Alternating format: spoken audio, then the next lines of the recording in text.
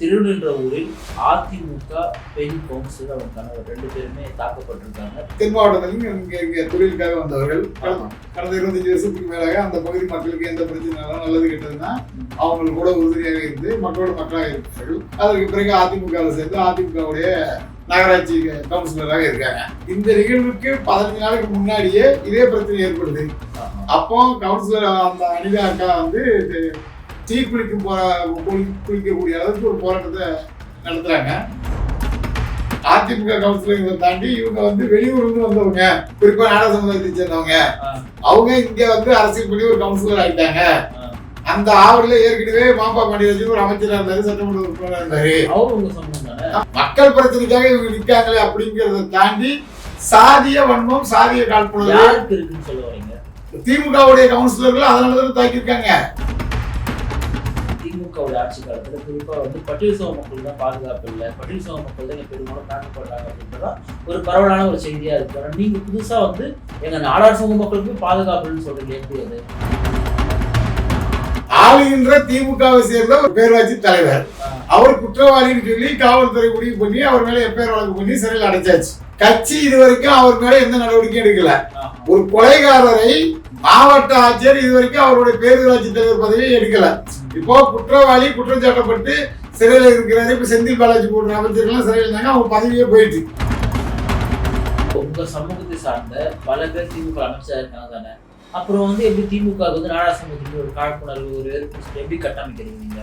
திமுகவுடைய ஆட்சி மக்கள் விரோத ஆட்சிங்கிறத தாண்டி இதுல பாதிக்கப்பட்டவர்கள் நாடாளுன்றவர்கள், நாடாளுக்கு எதிரான கட்சி திமுகங்கிறத நாங்க உறுதிப்பட சொல்றோம். திமுக நாடாளுக்கு எதிரான கட்சி நீங்க சொல்றீங்க, அப்ப யாருக்கு ஆதரவான கட்சி அதையும் சொல்லுங்க. திமுக வந்து பிறமொழியாளருக்கு ஆதரவாக இருக்கிறது வெட்ட வெளிச்சமே எல்லாத்துக்கும் தெரியுமே. பிறமொழியாளர்கள் 9 அமைச்சர்கள் இருக்காங்க, தெலுங்கர்கள். திமுகவுக்கு சரியான பாடத்தை புகற்ற வேண்டும். சமூக விரோத திமுக குண்டர்கள் மீது நடவடிக்கை எடுக்காமல் தொடர்ந்து நாடார் சமுதாயத்திற்கு அச்சுறுத்தல் ஏற்படுத்தி வரும் திமுகவுக்கு சரியான பதிலடியை கொடுக்க வேண்டும் அப்படிங்கிறதுல மிக தெளிவா இருக்காங்க. நிம்மதி ப்ராப்பர்ட்டி மேனேஜ்மெண்ட், உங்கள் பழைய வீட்டை புதிய வீடாக மாற்றலாம் வாங்க. வாய்ஸ் ஆஃப் தமிழ்நாடு பார்வையாளர்களுக்கு வணக்கம். என்ற சிறப்பு நேர்காணலில் நம்மோடு இணைந்திருப்பவர் தமிழ்நாடு நாடார் சங்கத்தின் தலைவர் திரு முத்து ரமேஷ் நாடார் அவர்கள். நான் வணக்கம். திருநின்ற ஊரில் ஒரு அதிமுக பெண் கவுன்சிலர் அவங்க கணவர் 2 பேருமே தாக்கப்பட்டிருக்காங்க. தங்களுடைய பகுதியில வந்து கழிவு நீர்லாம் நீங்க திருப்பி வர்றீங்க, இந்த இடத்துல சரியாவே நீங்க எதுவும் பண்ண மாட்டீங்க அப்படின்னு குற்றச்சாட்டு எழுப்பி பண்ணிருக்காங்க. அவங்க தாக்கப்பட்டிருக்காங்க. இந்த நிகழ்வு எப்படி பாக்குறீங்க? அவர்கள் வந்து அனிதா அழகேசன் அவங்க என்ன பண்றாங்கன்னா, தென் மாவட்டத்திலும் இங்க தொழிலுக்காக வந்தவர்கள். கடந்த 25 வருஷத்துக்கு மேலாக அந்த பகுதி மக்களுக்கு எந்த பிரச்சனைனாலும் நல்லது கெட்டதுன்னா அவங்களுக்கு கூட உறுதுணையாக இருந்து மக்களோட மக்களாக இருக்கிறார்கள். அதற்கு பிறகு அதிமுகவில் சேர்ந்து அதிமுகவுடைய நகராட்சி கவுன்சிலராக இருக்காங்க. இந்த நிகழ்வுக்கு 15 நாளுக்கு முன்னாடியே இதே பிரச்சனை ஏற்படுது. அப்போ கவுன்சிலர் அந்த அனிதா அக்கா வந்து டீ குளிக்கக்கூடிய அளவுக்கு ஒரு போராட்டத்தை நடத்துறாங்க. அதற்கு பிறகு அவர்கள் மேலே வழக்கு பதிவு பண்ணுது. இதெல்லாம் நம்ம பத்திரிகை செய்தியில படிக்கிறோம். இப்ப நடந்தது என்ன, தொடர்ந்து அதிமுக கவுன்சிலரை தாண்டி இவங்க வந்து வெளியூர்ல வந்தவங்க, குறிப்பா நாடக சமுதாயத்தை சேர்ந்தவங்க, அவங்க இங்க வந்து அரசியல் பண்ணி ஒரு கவுன்சிலர் ஆயிட்டாங்க. அந்த ஆவடியில ஏற்கனவே மாப்பா பாண்டியராஜன் ஒரு அமைச்சராக இருந்தாரு, சட்டமன்ற உறுப்பினராக இருந்தாரு. ஆமா, அப்படிங்கிற எண்ணத்தின் அடிப்படையில வெளியூர்ல வரவங்க இங்க அமைச்சராகிறாங்க, கவுன்சிலர் ஆகிறாங்க. சாதிய காழ்ப்புணர்வு காரணமாக நான் என்ன கேக்குறேன்னா, வெளியூர்ல இருந்து வராங்கன்னா இப்ப சென்னை தான் திருநின்ற ஊர்ல, சென்னை ஒன்னும் இவங்களுக்கு தான் சொந்தம் அப்படின்னு சொல்ல முடியாது. எல்லா மக்களும் வெளியூர்ல வர மக்கள் இந்த மனநிலையில் இருக்காங்க.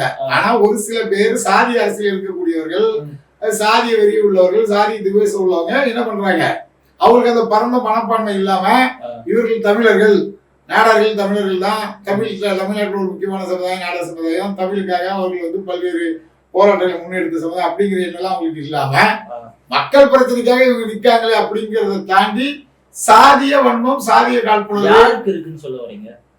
திமுகவுடைய கவுன்சிலர்கள் அதனாலதான் தாக்கியிருக்காங்க. இப்போ அவங்க ஒரு அதிமுக ஒரு எதிர்கட்சி சார்ந்தவங்க இந்த பிரச்சனை பண்றாங்க, அந்த காழ்ப்புணர்ச்சின்னு பார்க்க முடியும். இதுல வந்து ஏன் சாதியை சேர்க்கிறீங்க? அதாவது அதிமுகவை சேர்ந்தவர்கள் காழ்ப்புணர்ச்சி அப்படின்னா குறிப்பிட்ட இவங்களை மட்டும் ஏன் தாக்குறாங்க? இப்போ அதே பகுதியை சேர்ந்த எத்தனை அதிமுக கவுன்சிலர் அந்த நகராட்சியில இருக்காங்க. அவர்கள் மீது ஏதாவது இது மாதிரி தாக்குதல் நடைபெற்றதா இல்ல அவங்களுக்கு ஏதாவது இந்த மாதிரி இடையூறுகள் ஏற்பட்டதா அப்படிங்கிறத சிந்திச்சு பார்க்கணும்ல. சாதி ரீதியான ஒரு அவங்களுக்கு ஒரு பெரிய உணர்வு அடிப்படையிலங்கிறது வயசுனால பர்டிகுலரா இவங்களை தமிழ்நாட்டில் இந்த திமுகவுடைய ஆட்சி காலத்துல குறிப்பா பட்டியல் சமூக மக்களுக்கு தான் பாதுகாப்பு இல்லை, பட்டியல் சமூக மக்கள் தான் பெரும்பாலும் தாக்கப்படுறாங்க அப்படின்றதா ஒரு பரவலான ஒரு செய்தியா இருக்கு. ஆனா நீங்க புதுசா எங்க நாடார் சமூக மக்களுக்குமே பாதுகாப்புன்னு சொல்றீங்க, எப்படி அது? அதாவது நீங்க நடந்த பல்வேறு விஷயங்களை நீங்க பார்க்கலாம். இப்ப உதாரணத்துக்கு இதுக்கு முன்னாடி ஒரு 10 நாளைக்கு முன்னாடி திருப்பூர் பக்கத்துல சாமலாபுரம் அப்படின்னு சொல்லி ஒரு பேரூராட்சியுடைய தலைவர் அவர் விநாயகா பழனிசாமி என்பவர்.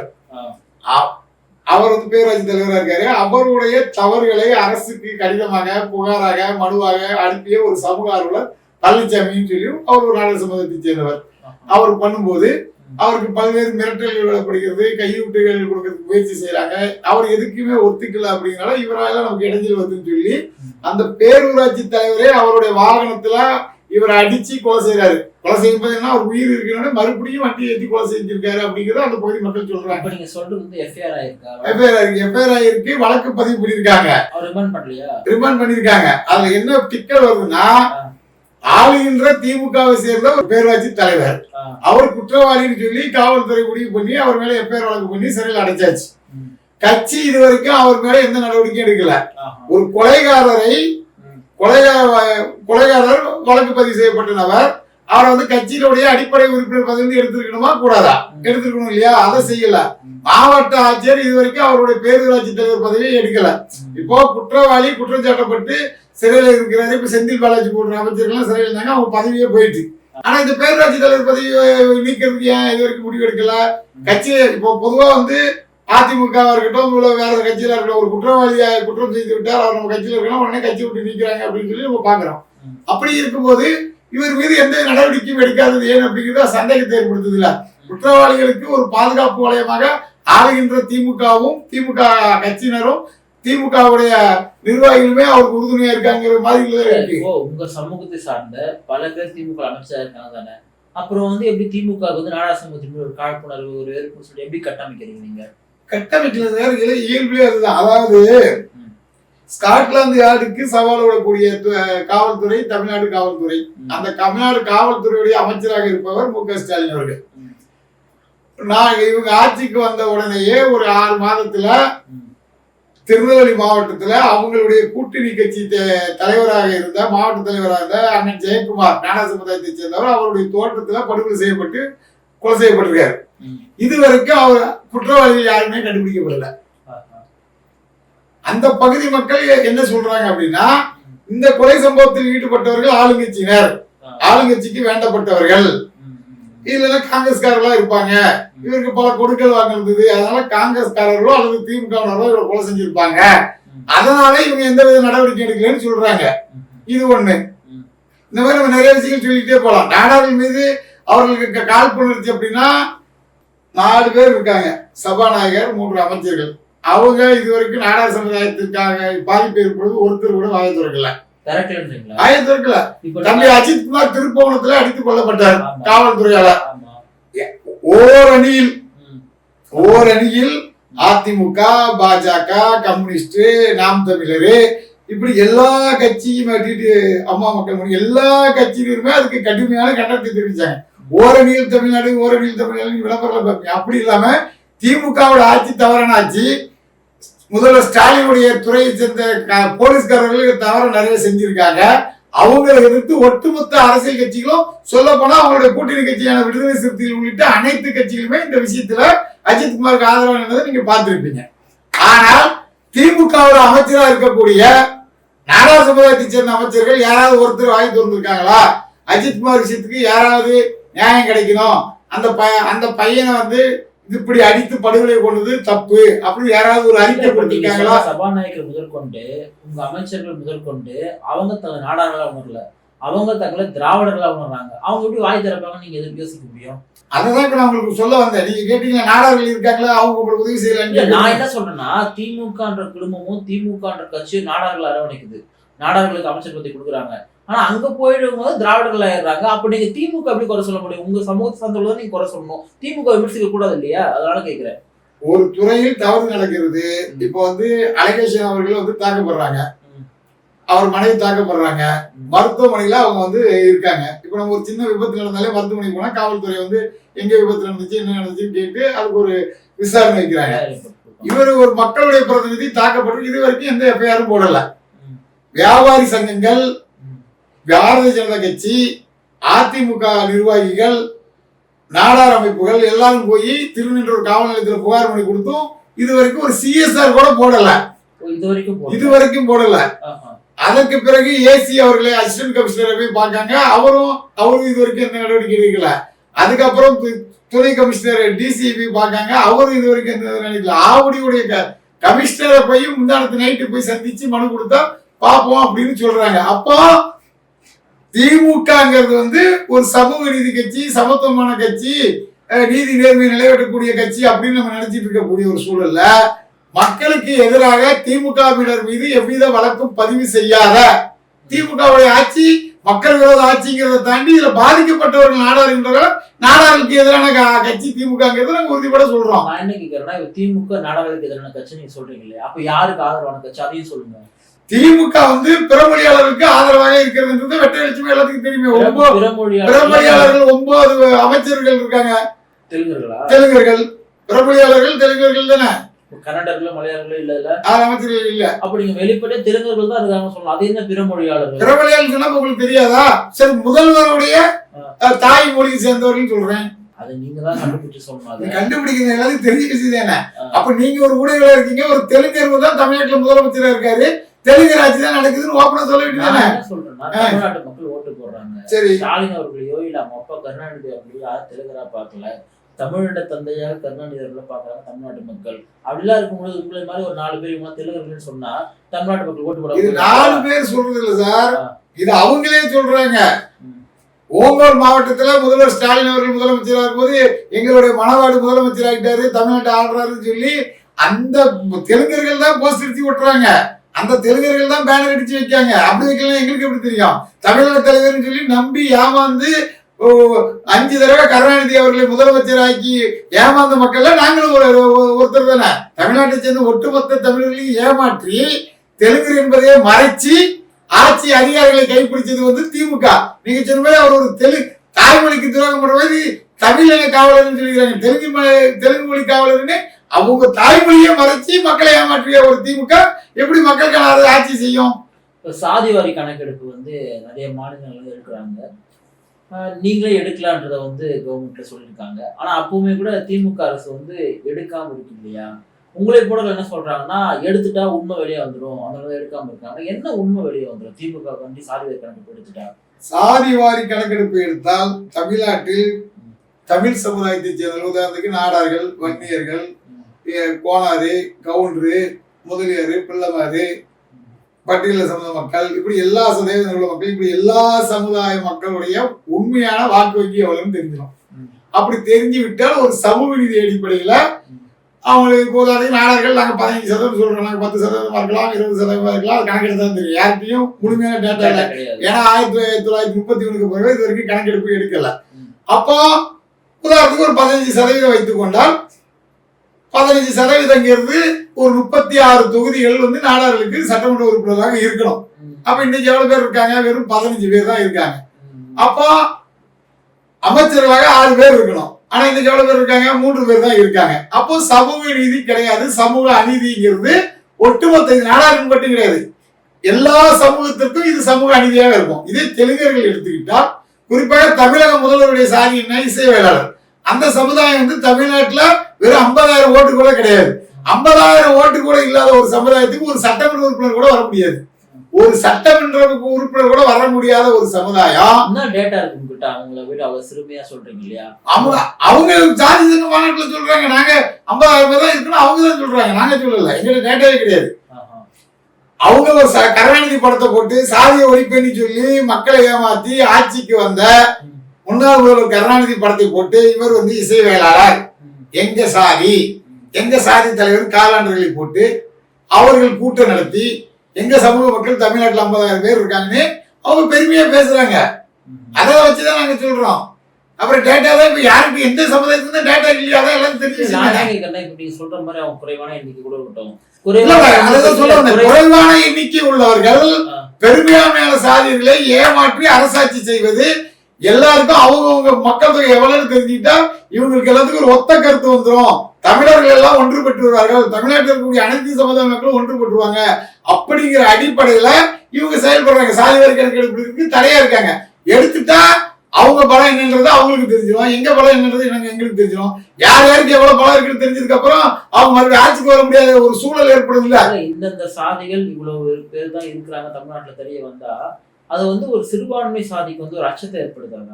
அதாவது உங்களுக்கு என்ன தேவையோ அதை வந்து உங்களுக்கு கொடுக்கும். நீதி கட்சி ஆட்சி காலத்துல 100% இடஒதுக்கீடு இருந்ததுன்னு சொல்றாங்க. அப்ப வந்து அப்ப எப்படி சமூக நீதி நிலைநாட்டப்பட்டுச்சு? யாருக்கு எவ்வளவு இருக்காங்களோ, இப்ப உதாரணத்துக்கு நாடார் சமுதாயம் 15% இருக்காங்க அப்படின்னா அந்த 15% கல்வி வேலை வாய்ப்புல அவங்களுக்கு முன்னுரிமை கொடுக்க வேண்டியதான். வன்னியர் சமுதாயம் 20% இருக்காங்கன்னா அவங்களுக்கு அதுக்கு தகுந்த முன்னுரிமை கொடுக்க வேண்டியதான். ஒருத்தர் இப்போ 1% இருக்காங்கன்னா அந்த 1%க்குள்ள முன்னுரிமை கொடுத்துட்டு போட்டிதானே. 1% இருப்பவன் 99% மக்களை வந்து ஏமாத்தி ஆட்சி பண்றது எப்படி சமூக நீதியாகும்? அது சமூக அநீதி தானே. இன்னைக்கு திமுக நீங்க இவ்வளவுதான் விமர்சனம் வச்சாலும் 26 திருப்பி அவங்க தான் வர போறாங்க. பயங்கரமான கூட்டணி கட்சி ரொம்ப ஸ்ட்ராங்கா இருக்காங்கன்னு சொல்றாங்க இல்லையா?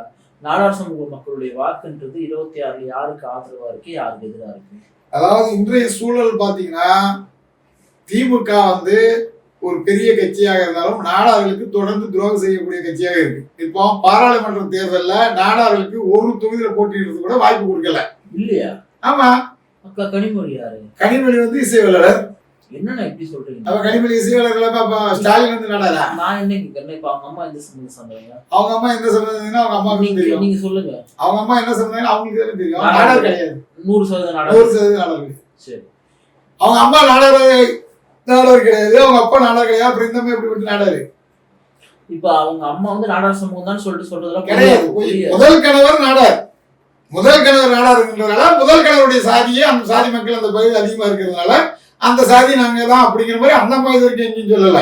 அந்த மாதிரி நாடார் சங்க கூட்டத்துக்கு வந்து நாடாரு நீங்க சூடாதீங்க அப்படின்னு சொல்லக்கூடிய நபர் தேர்தல் டைம்ல மட்டும் பெரியார் தூக்கி புறப்பில் இருக்க பெரியார் தூக்கி தூர வீசி போட்டு அந்த இடத்துல ஒரு பண மரத்தை வச்சு ஒரு சாதி அடையாளம் மாதிரி காமிச்சு மக்களை ஏமாற்றி வாக்கு கேட்கக்கூடிய ஒரு சூழல் இருக்கக்கூடிய ஒரு போலி அரசியல்வாதி. அவங்களுக்கு நாடார் எப்படி நீங்க சொல்லுவீங்க? எங்க தொகுதியான தூத்துக்குடியை கபலீகரம் செய்து நாடார்களுக்கு எந்த தொகுதியும் கொடுக்காம ராஜ்யசபா தேர்தல் இப்ப வந்துச்சு இல்லையா? 6 பேரை தேர்ந்தெடுத்தாங்க. அப்போ தமிழக முதல்வருக்கு நாடார் சமுதாய மக்கள் ஒரு கோரிக்கை வைக்காங்க, நாடாளுமன்றத்தில் நீங்க வந்து எங்களுக்கு தொகுதி கொடுக்கல, எங்க தொகுதியான தூத்துக்குடியை நீங்க அவங்க தங்கச்சி வச்சு அபகரிச்சிட்டீங்க, அப்ப நாடார்களுக்கு ஒரு பிரதிநிதித்துவம் கொடுங்கன்னு கேட்கும்போது நாடார்களே அவர்கள் மதிக்கவே இல்லை, கொடுக்கல. அதே சமயத்தில் எடப்பாடி பழனிசாமி அவர்களே நான் என்னோட தலைமையில் போய் அதே கோரிக்கை வைக்கும் போது இவங்க கோரிக்கை நியாயமான கோரிக்கை, அதிமுக நாடாளுக்கு நாடாளுமன்ற உறுப்பினர் கிடையாது, அப்ப ராஜ்யசபாலேயும் ஒரு உறுப்பினர் கொடுப்போம்னு சொல்லி இன்னைக்கு வந்து நாடாளுக்கு பிரதிநிதித்துவம் கொடுத்திருக்காரு. அப்போ எங்களுடைய கோரிக்கையை ஏற்று எங்களுக்கு பிரதிநிதித்துவம் கொடுத்த எடப்பாடி பழனிசாமி அவர்களை நாடார் சமுதாயம் ஆதரிக்குமா? எங்களுடைய கோரிக்கையை ஏற்காம தொடர்ந்து நாடார்களை ஏமாற்றுவது திமுகவை நாங்க ஆதரிப்போமா? உங்க நாடார் சமுதாயம் தமிழ்நாட்டுடைய சபாநாயகராகவே இருக்காரு, அப்புறம் என்ன உங்களுக்கு? சபாநாயகர் அமைச்சர்கள்ன்றதுக்கு பிரச்சனை இல்லை. அவங்க வந்து நாடார்களாக இருந்து நாடார்களுக்கு ஏதாவது ஒரு வகையில உதவி செய்திருந்தால் நீங்க சொல்றது சரி. இவங்க எல்லாம் நீங்க சொன்ன திராவிடர்கள், திராவிட அரசியலை செய்யக்கூடியவர்கள். அவர்கள் நாடார்களுக்கு எதுவுமே செஞ்சது கிடையாது, செய்ய போறதும் கிடையாது. 26 தேர்தலில் திமுகவுக்கு நாடார்களுடைய ஆதரவு இல்லைன்னு புரிஞ்சுக்கலாமா? அதாவது நாடார்களுடைய தலைவர்கள் என்றாலும் வில போலாம், திமுக ஆதரவா பேசலாம் செய்யலாம். ஆனா மக்களுடைய மனநிலை என்பது பெருந்தலைவர் காமராஜர் புகழை தொடர்ந்து இரட்டடிப்பு செய்து வரும் திமுகவுக்கு சரியான பாடத்தை புகற்ற வேண்டும். சமூக விரோத திமுக குண்டர்கள் மீது நடவடிக்கை எடுக்காமல் தொடர்ந்து நாடார் சமுதாயத்திற்கு அச்சுறுத்தல் ஏற்படுத்தி வரும் திமுகவுக்கு சரியான பதிலடியை கொடுக்க வேண்டும் அப்படிங்கிறதுல மிக தெளிவா இருக்காங்க. இவர்கள் ரோட்ல வந்து இறங்கி போராடப்படக்கூடிய சமுதாயம் கிடையாது. இவர்கள் வாக்கு என்கின்ற ஒரு அந்த ஆயுதத்தை கையில் எடுத்து திமுகவுக்கும் திமுகவுடைய தலைமைக்கும் இதுவரைக்கும் சட்ட காமராஜரை பத்தி இந்த ஆட்சியில 5க்கு மேற்பட்ட முறை தலைவர் புகழை கலங்கப்படுத்துற மாதிரி பேசியிருக்காங்க. அமைச்சர் துரைமுருகன் பேசினாரு, முதல்வர் ஸ்டாலின் பேசினாரு, எங்க சமுதாயத்தை சேர்ந்த அமைச்சர் மனோ தங்கராஜே நாடார் சமுதாயத்தை பத்தி தவறா பேசினாரு. அதே மாதிரி ராஜீவ் காந்தி மாணவரணி அமைப்பாளர் அவருக்கு தவறா பேசினாரு. RS பாரதி 2 முறை தவறுதலா பேசி ஒரு தடவை மன்னிப்பு கேட்டிருக்காரு. ராஜீவ் காந்தி மன்னிப்பு கேட்டிருக்காரு. இந்த மாதிரி தொடர்ந்து பெருந்தலைவர் காமராஜர் புகழை இரட்டிப்பு திருச்சி சிவா உங்களுக்கு தெரியும் இல்லையா, ஏசி இல்லாம அப்படின்னா அந்த மாதிரியான பிரச்சனைகள்லாம் தொடர்ந்து காமராஜரை மையமா வச்சு அவர் புகழை இரட்டிப்பு செய்யற வகையில தான் இவங்க செயல்பட்டுட்டு வராங்க அப்படிங்கிறது சாமானிய நாடார்கள், உணர்வுள்ள நாடார்கள் மத்தியில் தெளிவா பதிவாயிருக்கு. இவங்க இன்னும் சொல்ல போனா பட்டி வீரன் பட்டி சகோதரபாண்டியனார் என்பவர் ஒரு மிகப்பெரிய தலைவர், நீதி கட்சியினுடைய முக்கியமான தலைவர், சுயமரியாதை இயக்கத்தினுடைய முதல் தலைவர், பெரியாருக்கே தலைவராக விளங்கியவர். அப்படிப்பட்ட தலைவருக்கு பல ஆண்டுகளாக கோரிக்கை வைக்கப்பட்டு மணிமண்டபம் கட்டுறோம்னு சொல்லி திமுகவுடைய ஆட்சியில சட்டசபையில அறிவிக்கிறாங்க. அறிவிச்சு இன்னைக்கு வரைக்கும் இடத்தையும் தேர்வு பண்ண ஒரு அடிக்கல் கூட நாட்டல. இதே கருணாநிதிக்கு ஒரு சிலை வைக்கிறேன்னு உச்ச நீதிமன்றம் வரைக்கும் போய் கருணாநிதி சிலை வைக்கணும், கருணாநிதி சிலை வைக்கணும் சண்டை போடுற நம்மளுடைய வரி பணத்தில், மக்களுடைய வரி பணத்தில் கருணாநிதிக்கு சிலை வைக்கணும்னு சொல்லி சண்டை போடக்கூடிய திமுக, அந்த திமுகவுக்கே முன்னோடி தலைவர் சகோதரபாண்டியனார் சிலைக்கு, சகோதரபாண்டியனார் மணிமண்டபத்துக்கு அடிக்கல் கூட நாட்டிலிருந்து நாடார்கள் புரிஞ்சுக்கிட்டு இவர்கள் முழுக்க முழுக்க நாடார் விரோதி அரசியலை செய்கிறார்கள் அப்படிங்கிற அடிப்படையில திமுகவுக்கு எதிராக தான் நிச்சயம் வாக்களிப்பாங்க. நிகழ்ச்சியில் பங்கேற்று பல்வேறு கருத்துக்களை பகிர்ந்து